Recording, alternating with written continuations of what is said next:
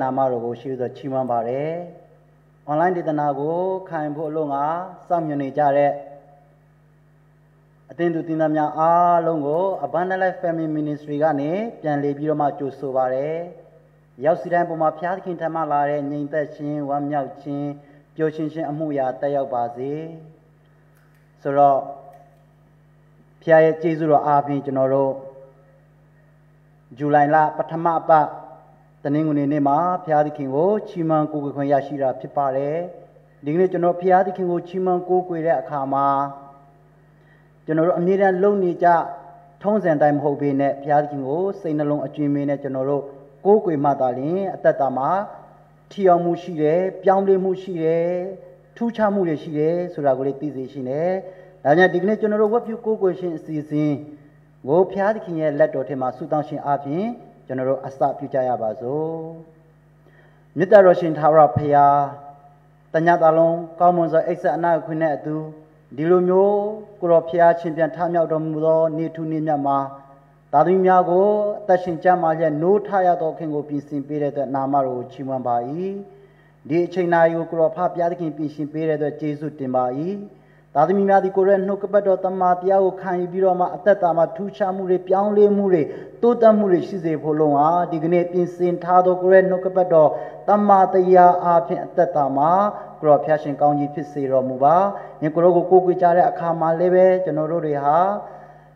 Gropia Pisimbido, Alumia Leve,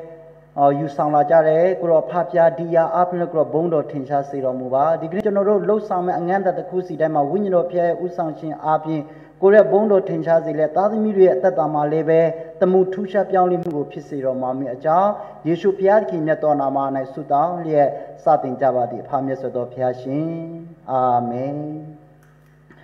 Hobare, so in a thing to Tinamia Alujono, Apelure, Mimi, Shinide Niama, Janza Uri, Anama Tabiroma, Dignity Noro, Kwa Ayume, Jambai Atuga, Papu Pipare, Dignity Noro, Kwa Ayugo, Yushitare, Jambai Garo, Dama Yazwin, Tatia, Sound, Akanji Second, Akangi Tikani. Say chow a tea with Genoro, Pashubiroma, Kwa you, Dwabu Pipare Gilebi, Tishabi Nuda, Eliaga, Napo Guido, Idrila, Amui, Payad King Tara Paya, Atashino Mudi Atai, Na Aquim Shive, Intankala Palo, Momoya, Nimachaya, who are me are Mosoi. Tara Paya Nogabado the Eliado Yauladiga, Dindi Yama Tatolo, a shadow Piange, Yoran Mitapa, Keri Chaunama, Bonshange Nilo, To Chango Tauyami, Giaro di Tingo Dreamway Aja, Nama Tabi who made no Mudi Ata, Elia di Toye, Yoran Mitapa, Keri Chaunama Nili, Giaro di Ne Dai Nanataka. Nya Udaka Mone Ameda was Sanke Jai, Chang Ye Gole Tauyai. Now the Ba Momoyo Doja, Chang Ye Kanchali, Toka Tara Piai, Nokabado di Yauladiga, Then Talo, Zidom Ye, Zereta Mudo Toye Nilo, Tomyona Nido, Mosoma Tiaudi, Tingo Jumi Aja, Nama Tabi who Mendo Mudi Atai, Elia di Taye, Zieta Mudo Toy. New the Gado Yadoka Mosoma di Tinquiliachi Elia Natausia and Ningo Quana Ukeba law who hear so e. Mayma di Yego Eugenia was in Winterpan here. Montepegole, Tinlana Ukeba law who so pianly. Maymaga, the Piatkin Tara Paya Atashino Mudi a time, Montapiana Mashi. Ode ma Monia let the so, Buna see a Ningida she. Jamanet hanging upon Monpo Sabi table, Tins and a song with your cook quiver, who can joy. Elia Gale Masoyene, then so dear time to you, you law, Toyari, Napo Monge, the Biago in low ye UK law. Now, my thing net thing hanging about low law. It rela no Payadikin Tara Pia Mindo Mudiga, Tara Payadi Miboma, Mo your zero Mumumi and all, all night she don't Monyamako, Buna she does see me Yahu. Mindo Mujango Sinso E, Tomosoma di Toye, Elias Aga, a time to the pin, အေလိယနဲ့တကွာကိုယ်တိုင်မှစ၍အိမ်သားတို့သည်အင်တန်ကာလပတ်လုံးစာရကြ၏ထာဝရဘုရားသည်အေလိယအားဖြင့်မိန့်တော်မူသောစကားအတိုင်းအိုး၌ရှိသောမုန်ညက်မကိုဘူး၌ရှိသောစီမယောဖတ်တော်နှုတ်ကပတ်တော်အားဖြင့်ကြားနာရသူအရောက်စီတိုင်းပေါ်ဘုရားသခင်အသစ်တပံကောင်းကြီးချပေးပါစေဟုတ်ကဲ့ပါဒီကနေ့ကျွန်တော်တို့တရားဒေသနာခေါင်းစဉ်လေးကိုကြတော့ကျွန်တော်ဒီလိုခေါင်းစဉ်လေးပေးထားပါတယ်ဖယားသခင်ရဲ့အံ့မွေထောက်ပံ့ခြင်းဖြစ်ပါတယ်ဖယားသခင်ရဲ့အံ့ဩဖွယ်ထောက်ပံ့ပေးခြင်းဖြစ်ပါတယ်ဆိုတော့ကျွန်တော်တို့ဒီကျမ်းပိုက်ကိုကြည့်လိုက်တဲ့အခါမှာလူပုဂ္ဂိုလ်အေလိယဆိုတဲ့လူပုဂ္ဂိုလ်တယောက်ကိုကျွန်တော်တို့စာပြီးတွေ့ရတယ်ဆိုတော့ဒီအေလိယဟာဂိလက်ပြည်တိရှိပိမြို့မှာနေတဲ့သူဖြစ်တယ်။ဒါအေလိယကဘသူလဲဆိုတာကိုကျွန်တော်တို့သိဖို့ဖြစ်တယ်။နော်ဆိုတော့အေလိယဟာဆိုပြီးကျွန်တော်တို့လို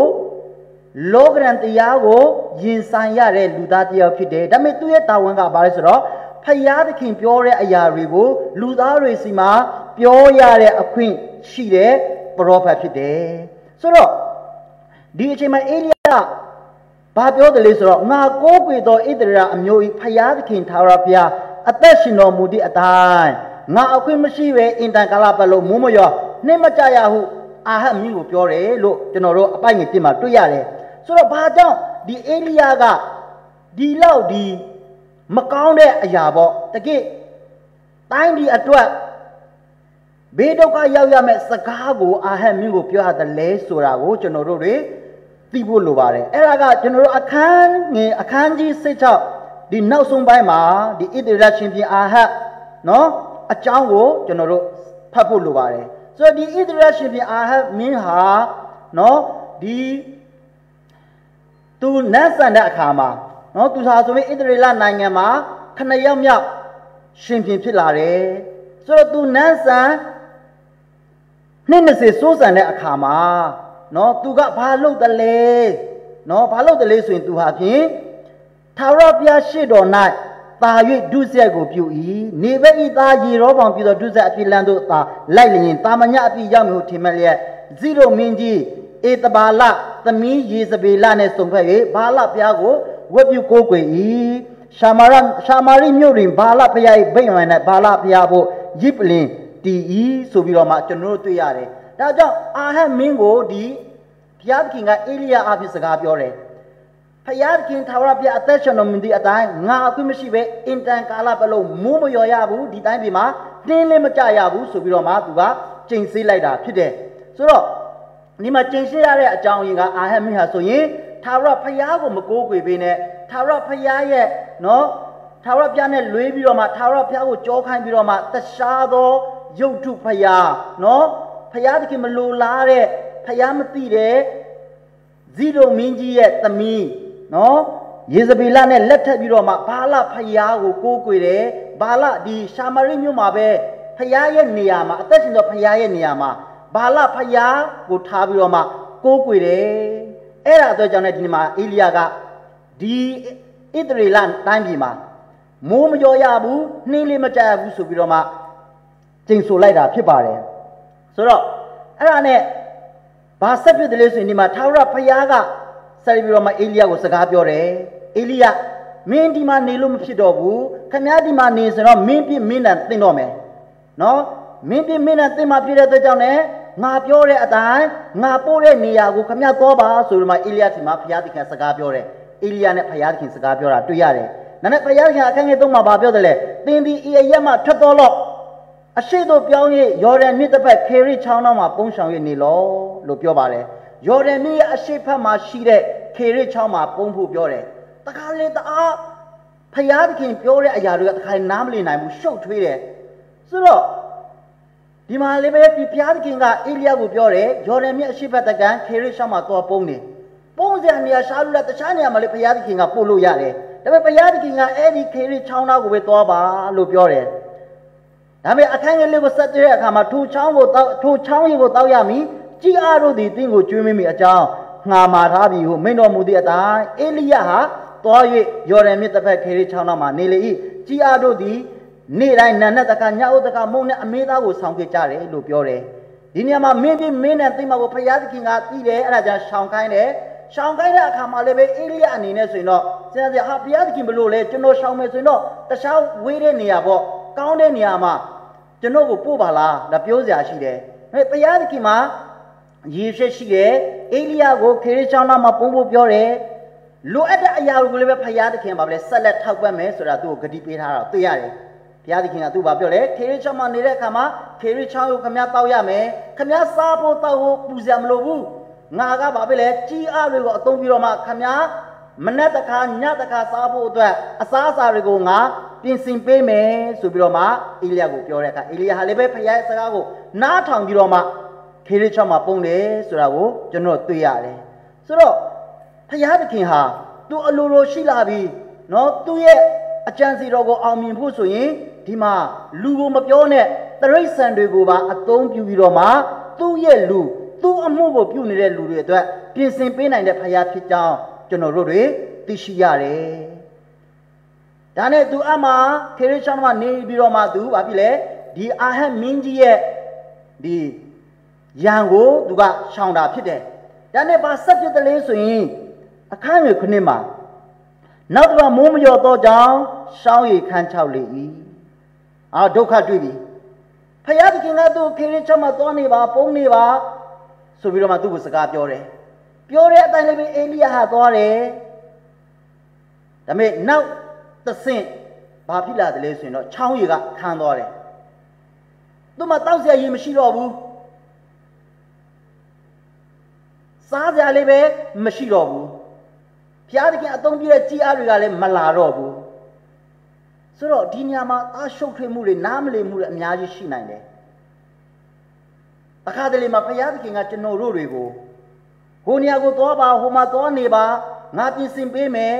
လို့သူကဂတိပေးတယ်အဲ့ဒီသူပို့တဲ့နေရာမှာကျွန်တော်တို့သွားတယ်သူထားတဲ့နေရာမှာကျွန်တော်တို့တသွေမသိမ်းသွားနေတယ်ဒါပေမဲ့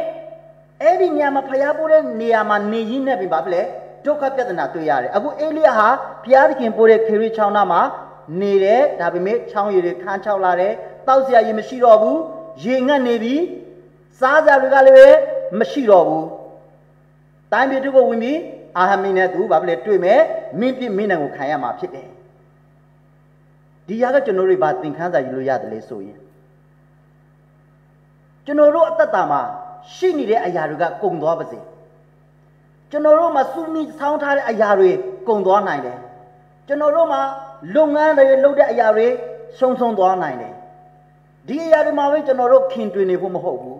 ဒီအရာမှာပဲကျွန်တော်တို့အာယုံရောက်နေဖို့မဟုတ်ဘဲနဲ့ဒီအရာတွေကဘုရားသခင်ပြင်ဆင်ထားတဲ့အရာတွေပဲဖြစ်တယ်အဓိက main source မဟုတ်ဘူးအဓိက main source ကဘာလို့လဲဆိုရင်ဘုရားသခင်သာဖြစ်တယ်ဆိုတာကိုသိစေချင်လို့အေလိယကိုဘုရားသခင်ကဒီအမှုရာကိုတွေ့ကြုံခိုင်းတာဖြစ်ပါတယ်အဲ့ဒါကြောင့်ကျွန်တော်တို့ယုံကြည်သူအသက်တာမှာလည်းပဲနော်ဘုရားသခင်ကပြင်ဆင်ထားတဲ့ကောင်းခြင်းမင်္ဂလာတွေကုန်သွားနိုင်တယ်ဆုံးရှုံးသွားနိုင်တယ်နော်စီးပွားရေးတွေလုံးဝစင်မပြေတော့ဘူးအခုစင်မဲ့ကျွန်တော်တို့ကိုဗစ်ကာလနိုင်ငံရေးကမတည်မငြိမ်ဖြစ်တယ်အဲ့ဒါနဲ့ကျွန်တော်တို့တွေကုမ္ပဏီမှာအလုပ်လုပ်တဲ့သူတွေဆိုရင်တော့လစာက percentage နဲ့ရကြတယ်တချို့ဆိုရင်အလုပ်ပြုတ်သွားတယ်လုံးဝအစင်မပြေကြတော့ဘူးဒါပေမဲ့ဒီအရာတွေအပေါ်မှာပဲကျွန်တော်တို့အာယုံရောက်နေဖို့မဟုတ်ပဲ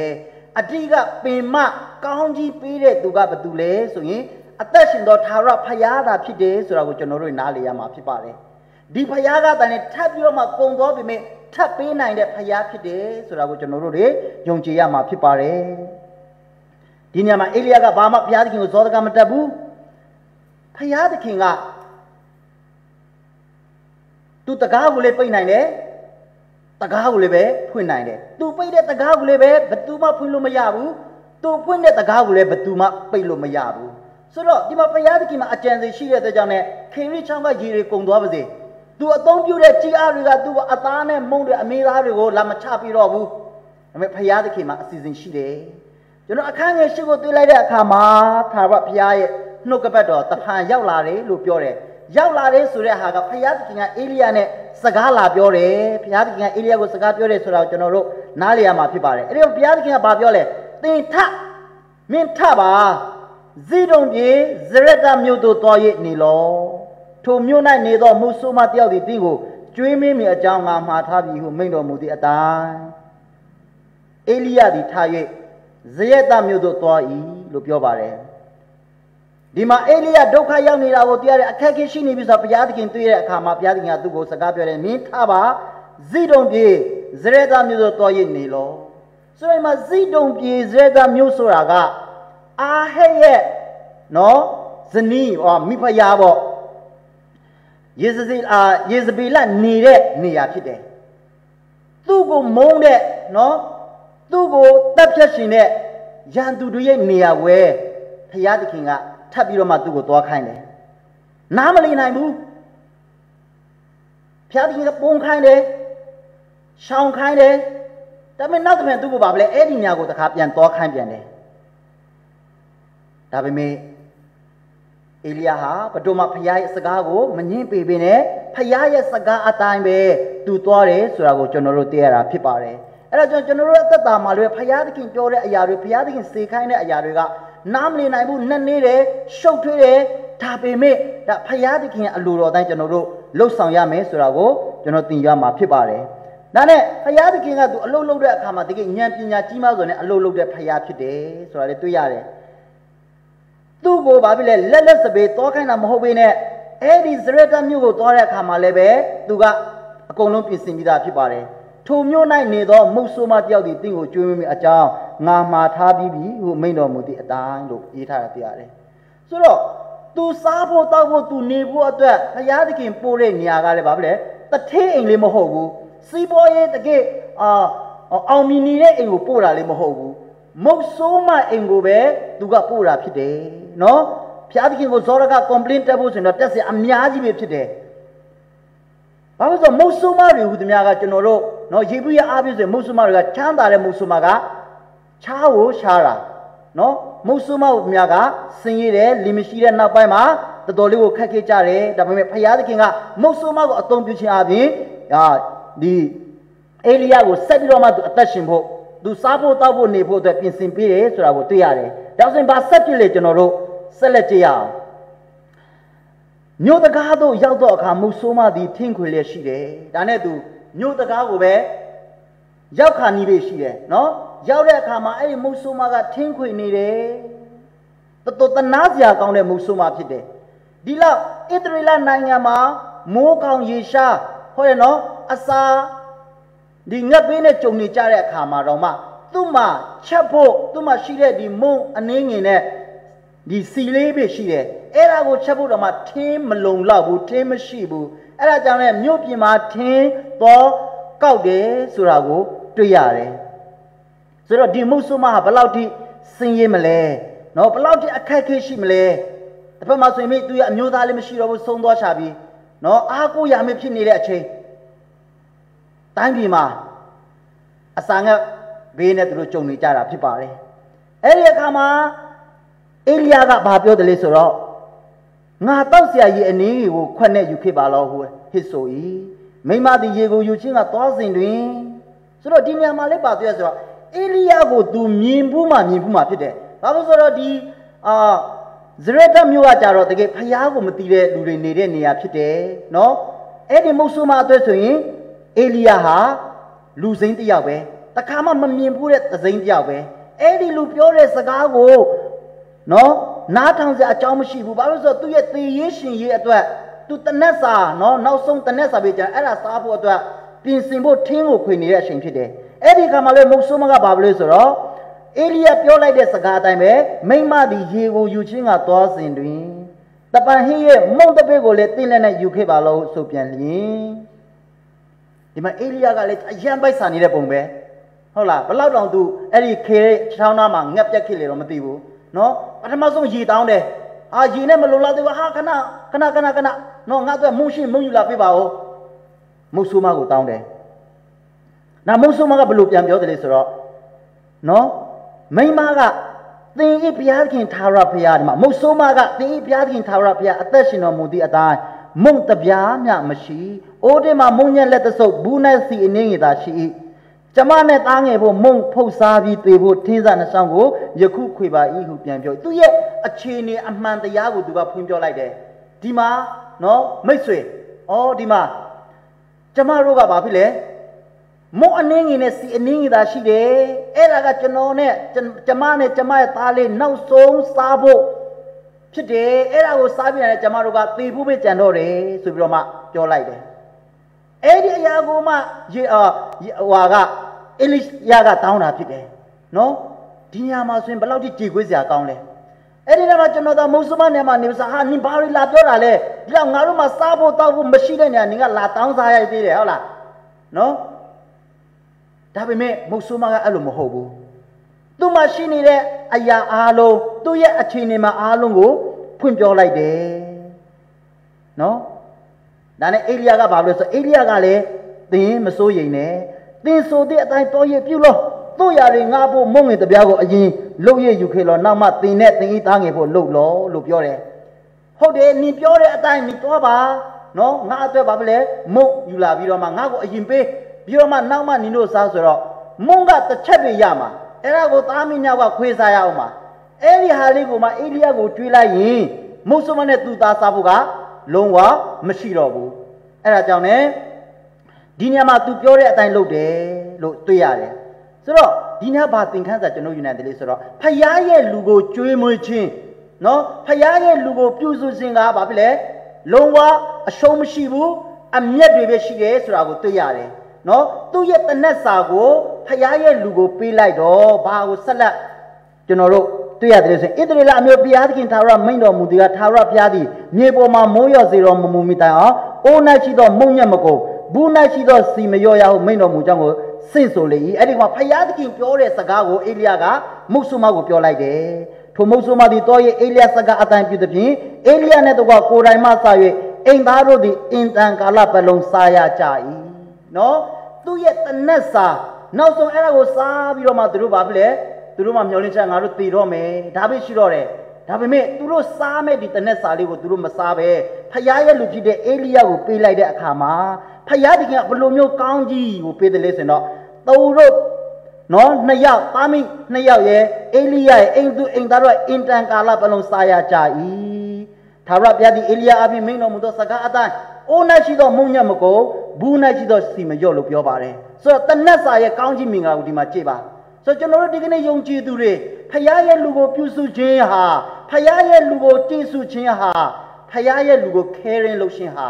ကိုယ့်အတွက်အကျိုးမရုပ်ဘူးအကျိုးကြီးမားတယ်အမျက်သာရှိတယ်ဆိုတာတွေ့ရတယ်တကယ်လို့များဒီမုတ်ဆိုးမကဒီတနက်စာကိုအေလိယကိုမကျွေးဘဲနဲ့သူတို့သားမင်းများသာစားလိုက်မယ်ဆိုရင်သူတို့ဟာဘာဖြစ်လဲသူတို့ထင်တဲ့အတိုင်းပဲအစာငတ်ပြီးတော့မှတည်တော့မှာဖြစ်ပါတယ်ဒါပေမဲ့ဖယားရဲ့လူကိုကျွေးမွေးခြင်းဟာဖယားကိုကျွေးမွေးခြင်းဖြစ်တယ်ဆိုတာကိုနော်သိတဲ့အတွက်ကြောင့် ਨੇ သူတို့ဟာတနက်စာမှာကလို့ဘာဖြစ်လဲအင်တန်ကာလပတ်လုံးဒီမှာကြအတိအကျမဖော်ပြထားဘူးဒါနဲ့ရှင်ယာကုပ်ခရစ်ဝင်ဒီမှာရှင်ယာကုပ်ဩဝါဒစာမှာအခန်းကြီး9မှာဘာပြောဆိုတော့အေလိယဟာဘာဖြစ်လဲမိုးမလျော်ဖို့အတွက်သူအထူးဆုတောင်းတဲ့အခါမှာဆို3နှစ်နဲ့6လပတ်လုံးမိုးမြေကြီးမှာမိုးမလျော်ဘူးလို့ပြောပါတယ်ဆိုတော့ဒီအရာကိုပြောတာဖြစ်တယ်3နှစ်နဲ့6လပတ်လုံးသူတို့ဘာဖြစ်လဲဒီတနက်စာရဲ့အကျိုးကြောင့်3နှစ်နဲ့6လပတ်လုံးဆိုဘယ်နှစ်စာသူတို့စားရမလဲကြည့်ပါအဲဒါကြောင့် ਨੇ ဒီကနေ့ကျွန်တော်တို့ယုံကြည်သူတွေနော်ဖယားရဲ့လူကိုပြုစုခြင်းဟာဆိုရင်ဖယားကိုပြုစုခြင်းဖြစ်တယ်ဒီရာအားဖြင့်ကျွန်တော်တို့အသက်တာမှာကောင်းကြီးဟာဘာဖြစ်လဲမိုးစက်ကဲ့သို့နော်တစ်စက်ပြီးတစ်စက်စီးဆင်းတယ်ဆိုတာကိုကျွန်တော်တို့တွေ့ရတယ်ပြီးတော့မှဒီမှာဖယားသခင်ကဘလို့ဆိုတော့တခါတည်းနဲ့ပေးပိုင်တော့ဖယားဖြစ်တယ်နော်ကောင်းကြီးမင်္ဂလာအပုံကြီးဟုတ်လားပြည့်ချအောင်တွေ့လို့ရပေမဲ့ဒီမုတ်ဆိုးမနဲ့သူ့ရဲ့သားအန်တရေရောက်မှဖြစ်တဲ့အတွက်ကြောင့် ਨੇ ဘာဖြစ်လဲနေစီဘူးကစီလေးပဲမကုံဘူးဟုတ်လားမုံကလည်းပဲမကုံအောင်ပေးထားတယ်တကယ်လို့သာတခါတည်းနဲ့ကောင်းကြီးမင်္ဂလာစုပုံပေးလိုက်မယ်ဆိုရင်တော့ဘေးပတ်ဝန်းကျင်ကရှိတဲ့လူတွေကဒီမုတ်ဆိုးမကိုလာပြီးတော့မှရန်ရှာမှဖြစ်တယ်လူမှဖြစ်တယ်နော်အသက်အိုးရင်တော့ပါစိုးစင်ရတာဖြစ်တယ်ဆိုတော့ဒီကနေ့ကျွန်တော်တို့ဘာသင်ခန်းစေရတယ်လဲဆိုတော့ဖယားသခင်ဟာနော်အံ့ဩဖွယ်ရာထောက်ပံ့သောအရှင်ဖြစ်တယ်အေလိယကိုဘာဖြစ်လဲစားဖို့တောက်ဖို့အတွက်ကြီးအားကိုအသုံးပြုတော့မှပြင်ဆင်ပေးတယ်ပြီးတော့မှဒီသေခါနော်သေဖို့စောင့်နေကြတဲ့မုတ်ဆိုးမနဲ့သူ့ရဲ့သားလေးကိုလေဘာဖြစ်လဲ3နှစ်နဲ့6လပတ်လုံးလုံးဝစီထဲကဘူးမပြတ်ဘူးမုံကလည်းမကုံပဲသူတို့အသက်ရှင်ခွင့်ကိုပေးတယ်ဆိုတာကိုကျွန်တော်တို့သိရတာဖြစ်ပါတယ်အဲ့ဒါကြောင့် ਨੇ ကျွန်တော်တို့အသက်တာထဲမှာဖယားသခင်ကိုသားနေဘာဖြစ်လဲအတိကနံပါတ်1နေရာမှာထားပြီးတော့မှအသက်ရှင်ရင်ကျွန်တော်တို့ဒီ ခိကာလာမှာဘလို့ပဲဘေးအန္တရာယ်နဲ့ကြုံရပါစေရှေ့မှာဘလို့ကြုံရအောင်လည်းမသိဘူးကျွန်တော်နိုင်ငံရဲ့အခြေအနေဒါပေမဲ့ဖယားသခင်ရှိတယ်ဒီဖယားသခင်ကကျွန်တော်အံ့ဩဖွယ်ရထောက်မှတ်ပေးတဲ့ဖယားရှင်ဖြစ်ပါတယ်အဲဒါကြောင့်လည်းရှမသေခရစ်ဝင်ကျအခန်းကြီး6အပိုင်ငယ်33မှာပြောတယ်လေဆိုတော့နိုင်ငံတော်နဲ့ဖြောင်းမြတ်ရှင်တရားကိုရှေ့ဥစွာရှာကြလောနောက်မှထိုအရာတို့ကိုထပ်ရစ်ပေးတော်မူလက်တန်းလို့ပြောပါတယ်ဒီနိုင်ငံတော်နဲ့ဖြောင်းမြတ်ခြင်းကိုကျွန်တော်တို့ရိုးရှင်းစွာကျွန်တော်နားလည်မယ်ဆိုရင်ဖယားသခင်ကိုရှေ့ဥစွာရှာပါဖယားသခင်ကိုရှာတယ်ဖယားသခင်ကိုဦးစားပေးတယ်ဖယားသခင်ကိုအလေးပေးတယ်ဆိုရင်ကျွန်တော်တို့အသက်တာမှာဘာဖြစ်လဲလိုအပ်တဲ့အရာကိုထပ်ရစ်ပေးမယ်လို့ဘုရားသခင်ကဂတိပေးရပါတယ်ဘုရားသခင်ဟာကျွန်တော်တို့ပေါ်မှာဂတိပေးပြီးဂတိတည်တဲ့ဘုရားဖြစ်သည့်အားလျော်စွာကျွန်တော်တို့ကိုအမြဲတမ်းစောင့်ရှောက်ကြွယ်ကပေးတဲ့ဘုရားဖြစ်တယ်အဲဒါကြောင့်လည်းဒီနေ့မှာစပြီးတော့မှလိုပဲခက်ခဲတဲ့ကာလရောက်ပါစေဘုရားကိုသာနေနံပါတ်1နေမှာထားပြီးတော့မှအသက်တာကိုရှောက်လန်းကြပါစို့လို့ကျွန်တော်တိုက်တွန်းလိုပါတယ်အရောက်စီတိုင်းပေါ်ဘုရားရှင်ကောင်းကြီးပေးပါစေဒီနေ့ကျွန်တော်တို့ဘုရားသခင်နိုင်ငံတော်အတွက်ထင်ဝင်ကြတဲ့အလူငယ်အားဖြင့်၎င်းကျွန်တော်စေဖို့တဖို့အလေးပါကောင်းပါမယ်အဲ့ဒီအားဖြင့်တော်၎င်းပြီးတော့မှအသင်းတော်မှာရှိတဲ့တင်းသူအသင်းသားများအားလုံးတဲ့ဆုတောင်းပေးဖို့ဖြစ်ပါတယ်အားလုံးမျက်စိမိပြီးတော့မှကျွန်တော်တို့အတူတူကဆုတောင်းကြပါစို့အနန္တတကုနဲ့ပြည့်စုံတော်မူသောထာဝရဘုရားသာသမီများကိုအံ့ဩဖွယ်ထောက်ပံ့ပြီးတော့ဘုရားရှင်နာမတော်ချီးမွမ်းတယ်ဒီနေ့ကိုရောကိုချီးမွမ်းကိုကြကြတဲ့အခါမှာလည်းပဲကိုရောရဲ့တရားဒေသနာကိုခံယူကြတဲ့အခါမှာလည်းပဲဒါကျွန်တော်တို့ဟာတရားဒေသနာကိုခံယူယုံတတ်မဟုတ်ပေနဲ့ကိုရောဖျက်ပြင်ဆင်ပြီးတော့ကောင်းကြီးမင်္ဂလာများတဲ့ကအနည်းငယ်သောအလူငယ်အားဖြင့်ကိုရဲ့နိုင်ငံတော်သက်ထိဝင်ပါဝင်ကြပါ၏ဒီထိဝင်လူတန်းကြသားသမီးအရောက်စီတိုင်းပေါ်မှာကိုရောဖျက်တယ်မှာတော့ငြိမ်သက်ခြင်းမြောက်ခြင်းအမျိုးမျိုးသောကောင်းကြီးမင်္ဂလာကြီးပတ်လျက်ဒီထက်မှပါဝင်ထိလူနိုင်သောသူများဖြစ်ဖို့အလို့ငါမဆာကောင်းကြီးပြေတော်မူပါနည်းနည်းကိုရောဖပြရှင်ကျွန်တော်တို့ဒီလောကဓမ္မဒီလောကမှာနေရတဲ့အတွက်ကြောင့်လည်းကျွန်တော်တို့မှာအခက်အခဲတွေကျမ်းမာရေးပိုင်းဆိုင်ရာမှာအခက်အခဲတွေရှိနိုင်တယ်ဒါပေမဲ့ကိုရောဖပြသခင်သည်ကျမ်းမာရှင်ရှင်ဖြစ်ပါတယ်ကိုရောရှင်ဟာအရာအလုံးကိုပေးဆက်နိုင်တဲ့ဖရာရှင်ဖြစ်ကြောင်းရောက်စီတဲ့အသက်တာထဲမှာခံယူတတ်ဖို့အလို့ငါကိုရောဖတို့တဲ့စကားပြောတော်မူပါကျမ်းမာရှင်လူအပ်တော်သူကိုကိုရောဖရာရှင်အလိုတော်တိုင်းကျမ်းမာရှင်ခွင့်ကိုပေးပါအလိုလုံးနေကြတဲ့သူများအလုံးမှာပို့ပြီးတော့မှအောင်မြင်စွာထိရပဲအလုပ်လုပ်ဆောင်နိုင်ဖို့နဲ့အတိတ်တော့ခွန်အားဉာဏ်ပညာများကိုလည်းပေးသနာတော်မူပါအထူးသဖြင့်ဖပြရှင်သားကျွန်တော်တို့သွာလာလှုပ်ရှားတဲ့နေရာတိုင်းမှာအတူပါရှိလျက်ဒီ COVID-19 ရောဂါဆိုးကြီးတွေကလည်းပဲကင်းဝေးရတော့ခင်ကိုရောဖပြရှင်ပြင်ဆင်ပေးသနာတော်မူလျက်ကိုရောဖပြသခင်ဘလို့ချင်းနေများရောက်နေပါစေကိုရောရှင်နဲ့မိတ္တဟာယပြုရှင်ဟာကင်းကော်တော်ရှင်မရှိပဲမိမိရှိနေတဲ့နေရာကနေကိုရောကိုကိုးကွယ်ချီးမွမ်းနိုင်ကြသားသမီးအရောက်စီတိုင်းဖြစ်ဖို့နဲ့လာမည့်အပတ်တနင်္ဂနွေနေ့မှာလည်းပဲသားသမီးများသည်ကိုရောကိုတဖန်ချီးမွမ်းကိုးကွယ်နိုင်ဖို့လုံးအရောက်စီတိုင်းကိုလမ်းပြပို့ဆောင်ကောင်းကြီးပေးတော်မှာမယ်အကြောင်းယေရှုတော်အပေါင်းဝိတဲ့ချီးမွမ်းလက်ကျွန်တော်တို့ကိုကည်တင်တော်အရှင်ယေရှုဖခင်သခင်မြတ်တော်နာမ၌ဆုတောင်းလက်စက္ကအနံ့ကြပါ၏အာမင်ရောက်စီတိုင်းကိုဖခင်ရှင်ကောင်းကြီးပေးပါစေ